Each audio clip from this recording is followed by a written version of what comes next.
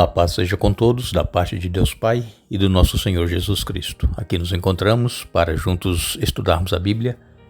Ficamos agradecidos a Deus por Ele nos conceder este dia, estes momentos. Agradecemos a todos vocês que estudam conosco a Bíblia, que compartilham os estudos com outras pessoas. Agradecemos a todos vocês que são inscritos no canal Hora Tranquila no YouTube, que clicam no dedinho de joinha e também agradecemos a todos vocês que nos escrevem dizendo de onde estão acompanhando os estudos. Mandamos aqui um alô especial para Luciana Batista e os irmãos da Igreja Adventista de Campina do Barreto, lá em Recife, Pernambuco. Sinália Nascimento é de Salvador, na Bahia. Josias Rodrigues é de Guabiruba, em Santa Catarina. Donizete e Tuca são de Mococa, São Paulo.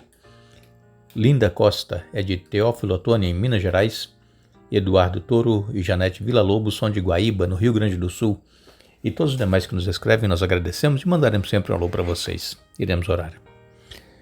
Querido Deus e Pai que estás nos céus, te damos graças pela vida, pelos cuidados que tem tido para com cada um de nós. Te damos graças por este momento que temos para estudar a Tua Palavra. Pedimos que o Teu Espírito Santo esteja presente na mente, no coração de cada um dos que estão estudando a Tua Palavra, que tenhamos a nossa mente aberta para entendermos a Tua Palavra e colocá-la em prática em nossa vida. Abençoa, Pai, todos os que estudam conosco e que têm as suas dificuldades, suas necessidades, suas lutas, suas tribulações, angústias. Tu conheces cada um. Que não desanimem, que permaneçam firmes na fé, confiantes na Tua promessa. E também pedimos por aqueles que nos escrevem pedindo orações. Tu conheces cada um, sabes exatamente quem são, onde estão. Que as Tuas bênçãos alcancem a todos e que sintam a Tua presença em suas vidas e que Tu faças, Pai, a Tua vontade e não a nossa. Em nome de Jesus. Amém. Daremos continuidade ao nosso estudo desta semana, capítulo 4, a partir do verso 17 de Efésios, capítulo 4, a partir do verso 17. E nós estamos aqui vendo o apóstolo Paulo preocupado com os cristãos lá em Éfeso, que estava em uma espiral descendente do pecado, estavam convivendo com coisas que desagradavam a Deus. E então Paulo, ele diz aqui que nós, a partir do momento que aceitamos a Jesus, é como se nós estivéssemos mudando de roupa, tirando aquela roupa velha, aquela roupa suja de pecado, contaminada, impura, corrupta, e agora vestindo uma nova veste, a veste da justiça de Cristo. Mas não era somente trocar de roupa, era também ter uma vida coerente agora com a sua fé. Era viverem uma nova vida e não condescenderem com o pecado como muitos estavam fazendo. E como nós dissemos ontem, muitos cristãos hoje estão nessa mesma situação que Paulo escreveu aos Efésios, estão numa uma espiral descendente do pecado. O pecado está dominando as pessoas e para essas pessoas, elas dizem que, não, mas isso não tem nada a ver, todo mundo está fazendo, então não tem problema. E, infelizmente, as pessoas estão cegas. Isso acontece, irmãos, porque as pessoas não têm um relacionamento com Jesus, não estudam a Bíblia, não oram, vivem a vida, vão levando a vida de qualquer forma, vão deitar, não falam com Deus, se levantam, não falam com Deus, e durante o dia também, nos seus negócios, nos afazeres, não tem nenhum relacionamento com Deus. Então nós precisamos, como cristãos, desenvolver o hábito de termos o nosso momento especial de comunhão com Deus, de devoção, de estudo da Bíblia, de oração. E no decorrer do dia, no decorrer das horas, nós vivermos o Evangelho em nossa vida. E essa era a mudança de roupa que Paulo estava falando. Mudar de atitude, não mais estar condescendendo com a sua vida passada, com os pecados que cometiam, mas vivendo uma novidade de vida. E então, Paulo aqui em Efésios capítulo 4, nos versos 25 até o verso 29, ele vem dizendo, versos 25 até o verso 29, portanto, abandonem a mentira e digam a verdade a seu próximo, pois somos todos parte do mesmo corpo. E não pequem ao permitir que a ira os controle. Acalmem a ira antes que o sol se ponha, pois ela cria oportunidades para o diabo. Quem é ladrão, pare de roubar. Em vez disso, use as mãos para trabalhar com empenho e honestidade e, assim, ajudar generosamente os necessitados.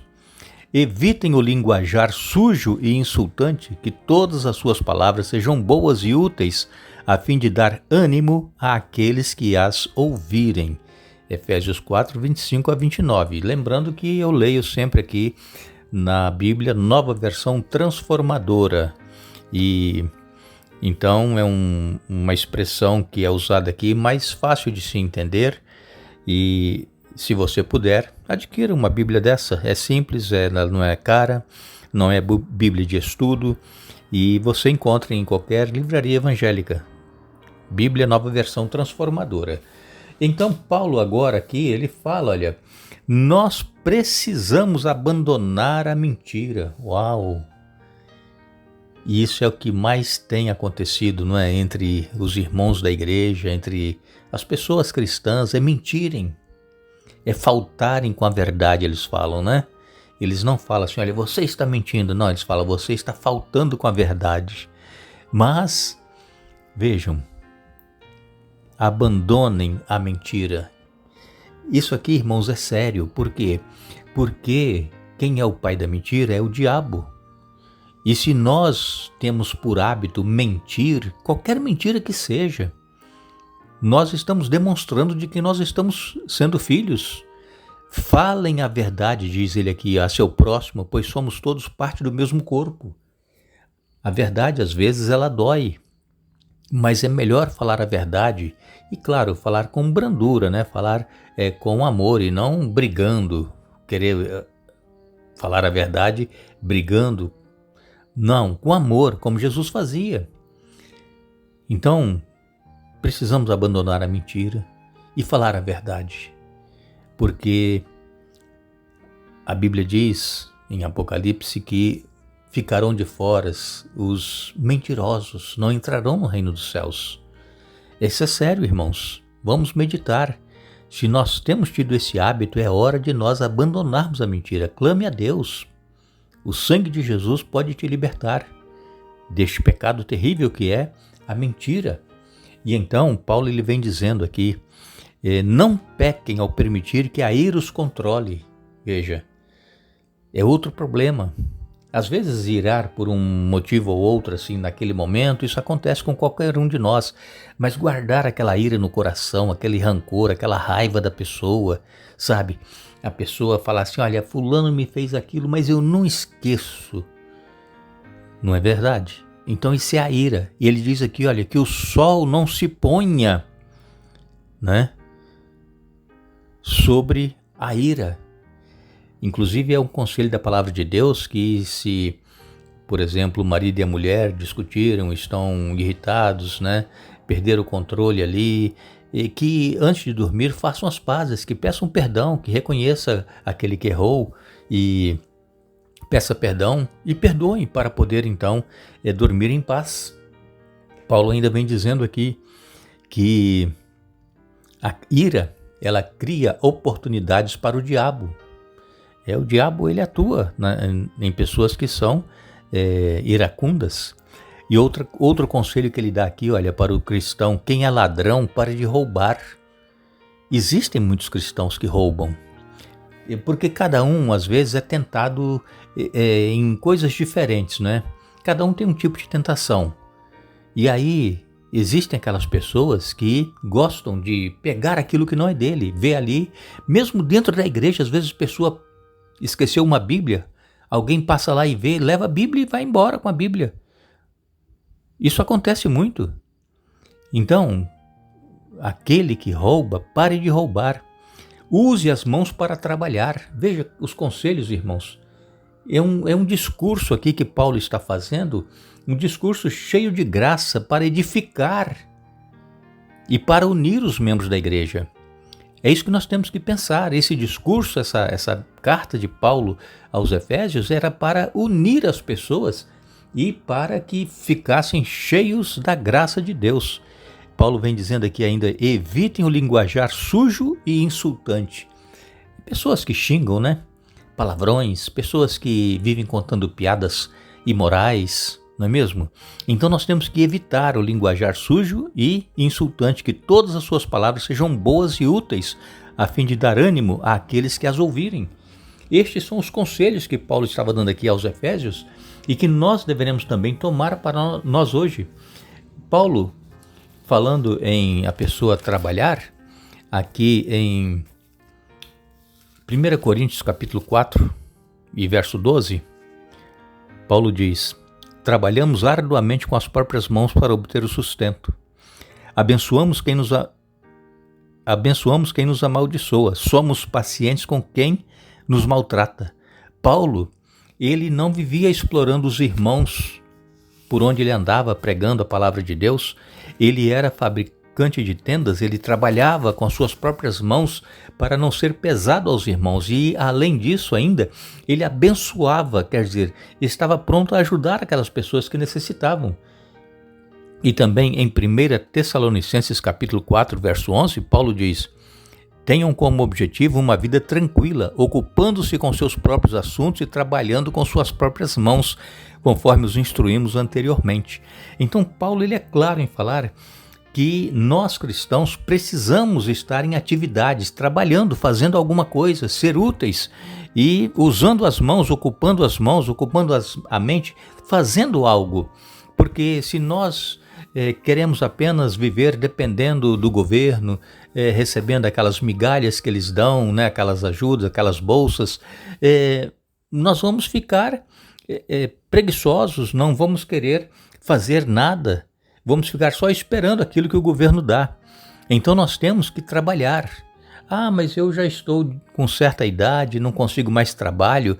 Faça alguma coisa. A minha mãe, ela sempre trabalhou em casa, ela costurava, ela fazia salgadinhos, ela fazia doces, ela fazia de tudo para ganhar o sustento. E ela já trabalhava antes que meu pai tivesse falecido, e depois que meu pai faleceu, então aí que ela trabalhou muito, fazendo as coisas, e ela nunca dependeu de ninguém. E claro que os filhos sempre ajudaram, mas nunca dependeu das pessoas ajudarem para ela poder sobreviver. Não, ela criou os 3 filhos com o trabalho próprio, com o suor dela. E assim também tem que ser hoje. Nós temos que fazer alguma coisa, e sempre vai aparecer alguém para comprar aquilo que nós estamos fazendo para vender, ou para pedir que façamos alguma coisa, como seja uma costura. Sempre nós vamos ganhar alguma coisa. Então Deus abençoa as pessoas que se esforçam para ganhar o seu próprio sustento. Então é esse o conselho que Paulo dá aqui, que as pessoas parem de roubar e que trabalhem com as suas próprias mãos, com empenho, com honestidade, e assim ajudar generosamente os necessitados. Vejam, que conselho maravilhoso da palavra de Deus. Que nós possamos estar ouvindo Deus falando conosco e que possamos também estar cheios da graça de Deus e unidos, edificando o corpo de Cristo, que é a igreja. Que Deus nos abençoe, que Deus nos dê um bom dia. Retornaremos amanhã para dar continuidade ao estudo desta semana, mas não nos esqueçamos, Paulo, ele escreveu: revesti-vos de toda a armadura de Deus para ficarem firmes contra as ciladas do diabo. Efésios capítulo 6, verso 11. Que Deus nos abençoe.